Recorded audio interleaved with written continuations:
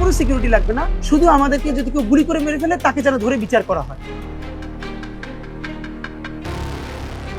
সাদা পাঞ্জাবি আর হাসিমাখা মুখ বাইরে থেকে দেখলে মনে হবে একজন আদর্শ জনপ্রতিনিধি, কিন্তু এই মুখোশের আড়ালে লুকিয়েছিল এক ভয়ঙ্কর খুনি সত্তা, যার ইশারায় রাজপথ রঞ্জিত হয়েছে নিজের রাজনৈতিক সহযোদ্ধার রক্তে। আধুনিক প্রযুক্তির যুগে বসে তিনি সাজিয়েছিলেন এক নিখুঁত কিলিং মিশন, যেখানে অপরাধী ছিল কিন্তু প্রমাণ ছিল না। আজ উন্মোচন করব হাদি হত্যাকাণ্ডের সেই অন্ধকার অধ্যায় এবং এর মূল কারিগর শাহিন চেয়ারম্যানের সেই রোমহর্ষক ব্লুপ্রিন্ট। ক্ষমতার দম্ভ কিভাবে একজন মানুষকে পিশাচ পরিণত করে তা জানতে ভিডিওটি শেষ পর্যন্ত দেখুন। বাংলাদেশের অপরাধ জগতের ইতিহাসে কিছু ঘটনা মানুষের বিবেককে এতটাই নাড়া দেয় যে তার রেশ বছরের পর বছর থেকে যায়।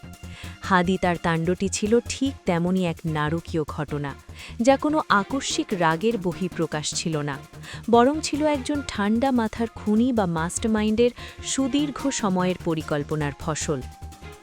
ইনকিলাব মঞ্চের আহ্বায়ক এবং জুলাই অভ্যুত্থানের প্রথম সারির যোদ্ধা শরীফ ওসমান হাদির মাস্টারমাইন্ড হিসাবে ঢাকার কেরানীগঞ্জ উপজেলার সাবেক চেয়ারম্যান শাহিন আহমেদ ওরফে শাহিন চেয়ারম্যানের নাম উঠে এসেছে। গোয়েন্দা সূত্রের দাবি, কিলিং মিশন বাস্তবায়নে অর্থ এবং অস্ত্রের যোগানদাতা ছিলেন তিনি নিজেই। এছাড়া চাঞ্চল্যকর এই হত্যাকাণ্ডে শাহিন চেয়ারম্যানের সহযোগী হিসাবে আরও কয়েকজনের যোগসূত্র তা জানতে পেরেছেন তদন্ত সংশ্লিষ্টরা, যাদের কয়েকজন নিষিদ্ধ ঘোষিত ছাত্রলীগ নেতা। বিশ্বস্ত গণমাধ্যমকে এমন তথ্য নিশ্চিত করেছে গোয়েন্দা সংস্থার দায়িত্বশীল একটি সূত্র জানায়, শাহিন চেয়ারম্যান ছাড়াও হত্যাকাণ্ডের সঙ্গে জড়িত সন্দেহে গোপালগঞ্জ জেলা ছাত্রলীগের সাবেক প্রধান আব্দুল হামিদকে হন্যেনওয়ে খুঁজছে পুলিশ।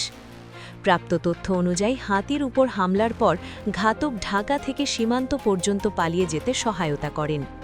এই হাদি জুলাই বিপ্লবের শরীফ ওসমান হাদির ভূমিকা এবং গত বছর 5ই আগস্টের পর থেকে তার বিভিন্ন বক্তব্য এবং সামগ্রিক কর্মকাণ্ডে ফ্যাসিস্ট আওয়ামী লীগ চরম ক্ষুব্ধ ছিল। দলটি হাদিকে আওয়ামী লীগ এবং তাদের দোসরদের জন্য বড় বিপদ হিসাবে চিহ্নিত করে। এরপর হিটলিস্টে প্রথম টার্গেট হিসাবে হাদিকে হত্যার ছক কষা হয়। হাদি ছিলেন একজন শিক্ষিত, সাহসী এবং উদীয়মান তরুণ নেতা, যিনি শাহিনের এই একচ্ছত্র আধিপত্যের বিরুদ্ধে বুক চিতিয়ে দাঁড়িয়েছিলেন। সাধারণ মানুষের মধ্যে হাদির ক্রমবর্ধমান জনপ্রিয়তা দেখে শাহিন চেয়ারম্যানের রাতের ঘুম হারাম হয়ে গিয়েছিল। তিনি বুঝতে পেরেছিলেন, হাদিকে যদি এখনই পৃথিবী থেকে সরিয়ে দেওয়া না যায়, তবে তার ক্ষমতার মসনদ কেবল ধুলোয় মিশবে না, তাকে দুর্নীতির দায়ে জেলেও বসতে হতে পারে। এই ভয় আর জেদ থেকেই শুরু হয় এক ভয়ঙ্কর কিলিং মিশনের নীল নকশা। শাহিন চেয়ারম্যান এই মিশন সফল করতে কয়েক মাস ধরে কাজ করছিলেন।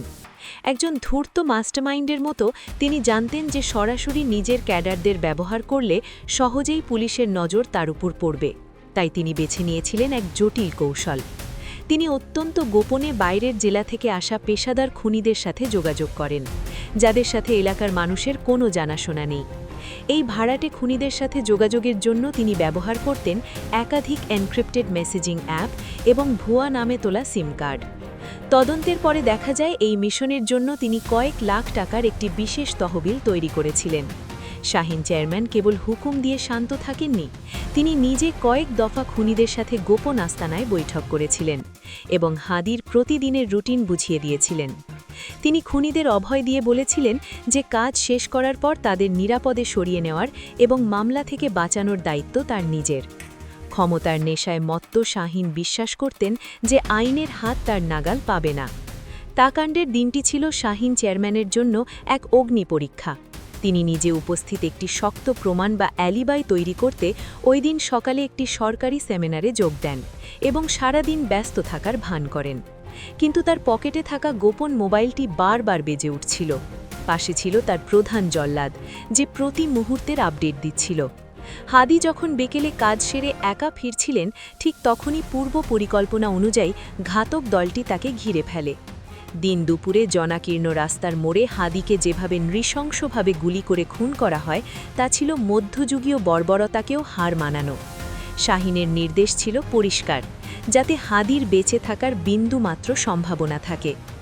হেৎকাণ্ডের পর ঘাতকেরা শাহিনের নিজস্ব কোল্ড স্টোরেজে গিয়ে আশ্রয় নেন এবং সেখান থেকে রাতের অন্ধকারে শাহিনের নিজস্ব গাড়িতে করে সীমান্ত এলাকায় পালিয়ে যায়। শাহিন ভেবেছিল তার পরিকল্পনাটি নিখুঁত, কিন্তু তিনি ভুলে গিয়েছিলেন যে অপরাধী যত ছোটই হোক না কেন সে কোনো না কোনো চিহ্ন রেখে যায়। হত্যাকাণ্ডের পর পুরো এলাকায় যে হাহাকার গণরোষের সৃষ্টি হয় তা সামাল দিতে হয় প্রশাসনকে। শাহিন শুরুতে ভুক্তভোগী সেজে হাজির জানাজায় অংশ নেন এবং বিলাপ করতে থাকেন।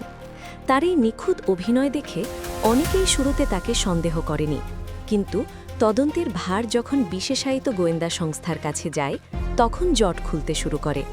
গোয়েন্দারা হাদির যাতায়াতের পথের কয়েকশো সিসিটিভি ফুটেজ বিশ্লেষণ করেন এবং একটি নির্দিষ্ট মোটরসাইকেলের গতিবিধি সন্দেহজনক মনে করেন। সেই মোটরসাইকেলের সূত্র ধরে যখন একজনকে গ্রেফতার করা হয় তখন বেরিয়ে আসে কিছু খুঁড়তে সাপ। গ্রেফতারকৃত ব্যক্তি ছিল শাহিদের ব্যক্তিগত দেহরক্ষী, ঘনিষ্ঠ আত্মীয়। রিমান্ডে জিজ্ঞাসাবাদের এক পর্যায়ে সে ভেঙে পড়ে এবং স্বীকার করে যে শাহিন চেয়ারম্যান স্বয়ং এই খুনের পিছনে কলকাঠি নেড়েছেন। গোয়েন্দারা ডিজিটাল ফরেন্সিকের মাধ্যমে শাহিনের সেই গোপন ফোনটির লোকেশন ট্র্যাকিং করেন এবং দেখতে পান যে হত্যাকাণ্ডের সময় তিনি অনুষ্ঠানে থাকলেও তার গোপন ফোনটি সাথে ছিল। শাহিনের পতন ছিল অত্যন্ত নাটকীয়। যখন তার গ্রেফতারি পরোয়ানা জারি হয় তখন তিনি তার রাজনৈতিক গুরুদের পা ধরে বাঁচার চেষ্টা করেছিলেন, কিন্তু হাদি হত্যার নৃশংসতা এবং জনগণের তীব্র চাপের মুখে কেউ তার পক্ষে দাঁড়ানোর সাহস পায়নি। গ্রেফতার হওয়ার পর শাহিন চেয়ারম্যানের আস্তানা থেকে উদ্ধার করা হয় বিপুল পরিমাণ অবৈধ অস্ত্র এবং সেই টাকা যা তিনি খুনিদের দেওয়ার জন্য জমা করে রেখেছিলেন। তদন্তে বেরিয়ে আসে যে শাহিনকে বল হাতেই নয়, এর আগেও অনেককে গুম করার পরিকল্পনা করেছিলেন। তিনি ছিলেন একটি বিশাল অপরাধী সিন্ডিকেটের প্রধান, যারা প্রশাসন এবং জনপদ নিয়ন্ত্রণ করছিল। তার এই কিলিং মিশনে ছিল মূলত এলাকার অন্য সকল প্রতিবাদী মানুষের জন্য একটি বার্তা, যাতে ভবিষ্যতে কেউ তার বিরুদ্ধে মুখ খোলার সাহস না পায়। কিন্তু প্রকৃতির বিচার ছিল ভিন্ন। শাহিন যে ভয়কে পুঁজি করে রাজত্ব করতে চেয়েছিলেন সেই ভয়ই এখন তাকে কারাগারের অন্ধকার প্রকোষ্ঠে গ্রাস করেছে।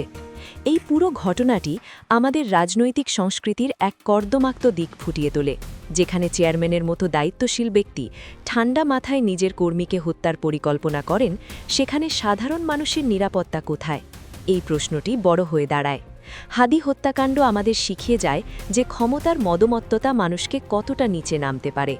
শাহিন চেয়ারম্যান নিজেকে অপরাধ জগতের ঈশ্বর মনে করেছিলেন, কিন্তু শেষ পর্যন্ত তিনি একজন সাধারণ কয়েদি হিসাবে চিহ্নিত হলেন। এই মিশনটি ছিল বিশ্বাসঘাতকতা, লোভ এবং জিঘাংসার এক চরম উদাহরণ। শাহিন চেয়েছিলেন হাদিকে কবর দিয়ে তার রাজত্ব নিরাপদ করতে, অথচ হাদির রক্তই তার সাম্রাজ্য ধ্বংসের কারণ হয়ে দাঁড়িয়েছে আজ। হাদি নেই, কিন্তু তার আদর্শ আর শাহিনের প্রতি ঘৃণা প্রতিটি মানুষের মনে গেঁথে আছে। এই দীর্ঘ মামলার বিচারকার্য এখনও চলছে এবং দেশবাসী অধীর আগ্রহে অপেক্ষা করছে সেই দিনটির জন্য যেদিন এই মাস্টারমাইন্ডের সর্বোচ্চ শাস্তি কার্যকর হবে।